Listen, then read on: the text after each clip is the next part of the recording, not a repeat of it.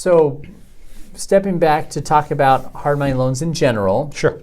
What are some reasons or situations when a borrower, a business owner particularly, would consider or should consider a hard money loan, when that might be the most appropriate option for them?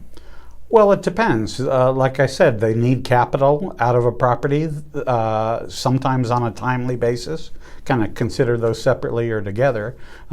Expedience, timeliness, hard money lenders can usually do things quickly.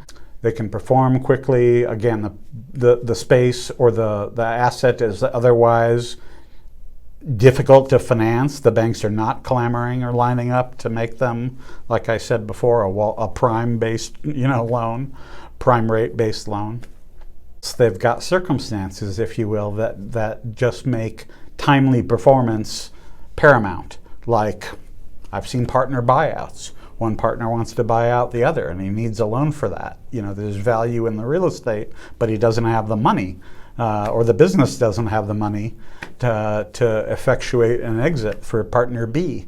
So partner A comes in and says, okay, I'll give you deed of trust on this property and my promise, and this is the amount of money that makes this realizable. Yeah, well, one thing that comes to my mind that is often the situation is there's some reason that either the borrower, their situation, or the property doesn't allow them to qualify for a bank loan. Right, it's not quite bankable. Sure. Which is to say, again, if it's an income-producing property, maybe they bought it and fixed it up a bit and it's improving, but it's not improving rapidly enough. Or they don't have the track record yet. Sure. The bank requires 1 or 2 years. Or 3 to 5, absolutely.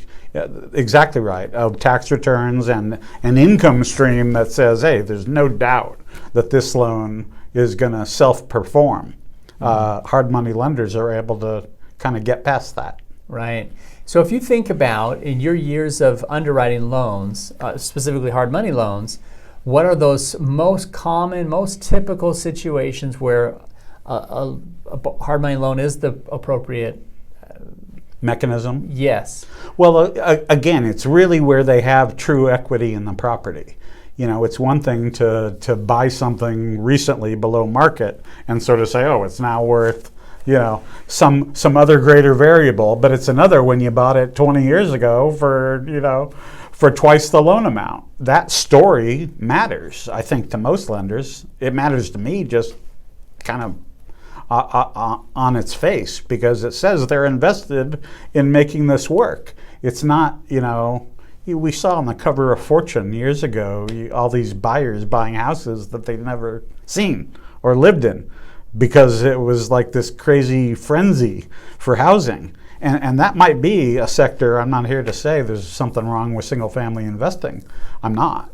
I'm simply saying a lot of lenders might look at that and say, well, what are you going to do with it meanwhile? Because if all you're banking on is that the property is going to be worth twice, what it came to market at from the home builder, eventually that music can stop, and it stopped quite globally in 2007, and that's the industry that we're in.